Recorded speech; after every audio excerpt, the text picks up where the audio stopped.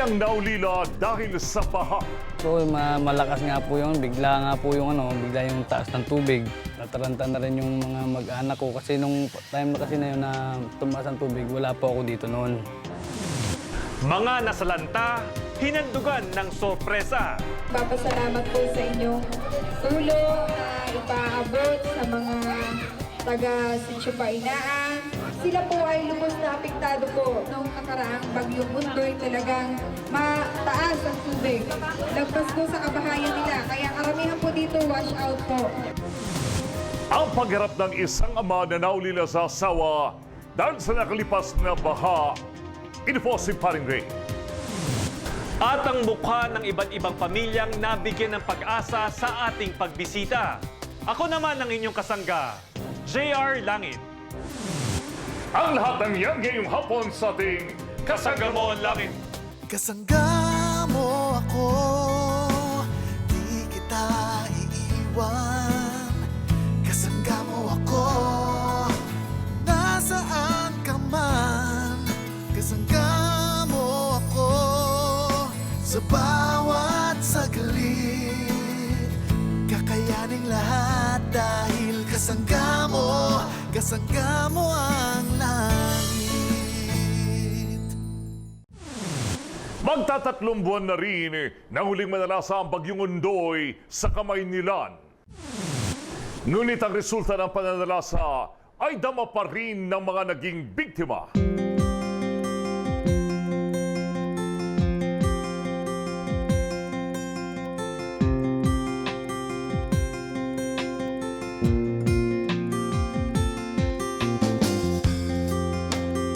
Ang bayan ng Antipolo ay may tutuloy na mataas na lugar. Ngunit ang ilang bahagi nito ay hindi nakaligtas sa paghagupit ng nagdaang bagyong Undoy. Isa na rito ang Sitio Painan, Barangay San Jose. Kasama ang buong perso ng Kasangga Mo Langit Foundation, tinungo namin ang lugar na ito at dito ay aming nasaksiyan ang kalunos-lunos na sinapit ng lugar nito at ng mga naninirahan. Tulad ng naging karanasan ni John Fresto na labis na naapektuhan sa pagkawala ng tirahan. Dito po tayo sa yung bahay namin na inanod. Wala na po, naanod na po. Kasi malakas nga po yung baha nga dito. Bukod pa rito ay kasama ang binawian din ng buhay ang kanyang may bahay. Ito, malakas nga po yun. Bigla nga po yung bigla yung taas ng tubig. Nataranta na rin yung mga mag-anak ko kasi nung time na kasi na yun na tumaas ang tubig, wala po ako dito noon. Dumaan po ako dun sa may tulay dahil kita ko po mataas na ang tubig. Dali-dali po akong tumakbo, pauwi dito. Yung nga po, yung tubig may halong putik nga po eh. Kumabit na lang po ako yan sa kakawati kasi kakawatihan yan dyan eh. Kaya napapunta ako rito kasi malakas na po yung tubig nun eh. Bagamat muntik na nanganib ang kanyang buhay sa pagsuong sa baha, di niya ito ay nalintana. May salba lamang ang pamilyang nakipaglaban din sa kanilang buhay. Na-shock nga po ako dahil nung pagpasok ko sa pintuan, kita ko pa yung mga anak ko nandun na eh. Ang taas na ng tubig eh. Ayun, wala na silang magawang paraan. Ayun, nung pagpasok ko, nakita ko yung taas kasi pwede naman sirain, pwede naman umakyat sa bubong. Inakit ko na po sila. Dahil dito, kasama silang inanod ng malakas na baha. Nung inanod na kami ng asawa ko, yung nakita nila yung asawa ko na parang nawala na ng malay. Kasi naramdaman ko rin kasi hindi gumagalaw eh. Mabigat ang pakiramdam ko at saka imbis na kumakampay ako eh, hindi ako makakampay patabi dahil mabigat. Talagang parang itinutulak kami sa gitna eh. At saka kasi tubig napakataas eh. Oo, doon kami naghiwalay kasi hindi ko na rin kaya eh. Buti pag ikot sa akin ng tubig, nakahawak ako sa tuod. Nung paghawak ko sa tuod, tama-tama naman may tao, may rescue. Yun, nahagisan nila ako ng lubid. Pero yung asawa ko tuloy-tuloy na kasi inimatay na yun eh. Kapabahay at mahal sa buhay ang nawala kay Chan. Ngunit pagkatapos ng unos, muli niyang hinarap ang buhay alang-alang sa kanyang mga anak.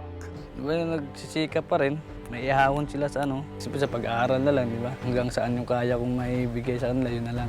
Hindi natin hawak kapalaran natin eh. Kung hanggang saan lang yung makakaya kong tutulong sa mga anak ko.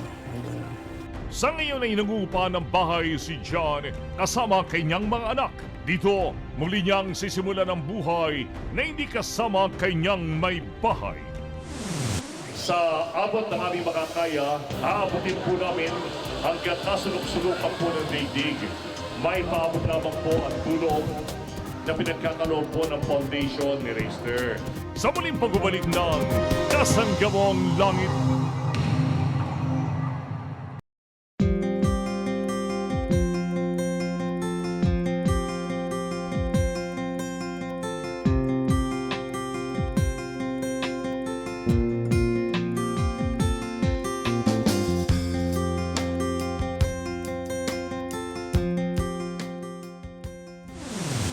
Serye ng pagtulong ng Kasanggamoon Langit Foundation sa mga biktima ng Bagyong Ondoy. Nagtutuloy-tuloy. At ang next stop, Sitio Painaan, Barangay San Jose, sa bayan ng Antipolo. Kabilang ang Sitio Painaan, Barangay San Jose sa Antipolo City sa mga lugar na matinding binaha nung kasagsagan ng Bagyong Ondoy. Bahagya namang napalitan ng ngiti ang bigat na nararamdaman nila sa pagkawala ng tirahan, pagguho ng tulay sa kanilang lugar at maging buhay ng ilan sa mga hindi pinalad na makaligtas sa hagupit ng kalamidad.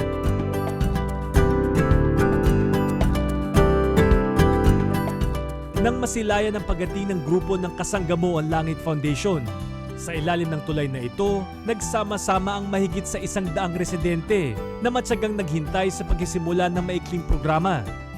Marami pong tumutulong din po sa aming foundation. Isa po sa mga tumutulong sa aming foundation, yung isa po sa aking avid na partner sa On The Air na naroon po sa Germany. Ang pangalan niya, Cynthia Del Rio. Kaya nung siya po ay nagtungo sa Europa, nagpunta siya sa Germany, inausap niya mga kamag-anak niya ron, na ipagpatuloy ang tulong na iparating rito sa Pilipinas sa lahat po ng mga nagiging biktima ng sakuna, nagiging biktima ng kalamidad. Nais ko rin pasalamatan ang lahat ng grupo ito, asosasyon po ng mga Filipino chairman. Ng puso po ay narito pa rin sa Pilipinas. Ang inyong abang lingkod, si Paring Ray Langit, 10 ng aking mga kasangga na si J.R. Langit, si Mrs. Langit po. Ito po ay pagpapatuloy ko ang pagtulong nito. Hindi ko po titigilan ito hanggang hindi po natin paiangat ang buhay ng bawat isang Pilipino. Sa ngalan ni Ray, ng aking anak, at ng aking namayapa ng si Reister, amin pong ipagpapatuloy ang kanyang sinimulan na pagtulong sa mga taong nangangailangan sa abot ng aming makakaya. Masaya sa langit, di ka ba sasama? Bilang pagkapakita naman ng pasasalamat, nagbahagi ng iba't ibang talento ang mga taga-Sitio Painaan. Sa kanya. Maging ang kanilang mga anak na paslit ay hindi rin nagpahuli sa pagpapakitang gilas sa pagkasayaw.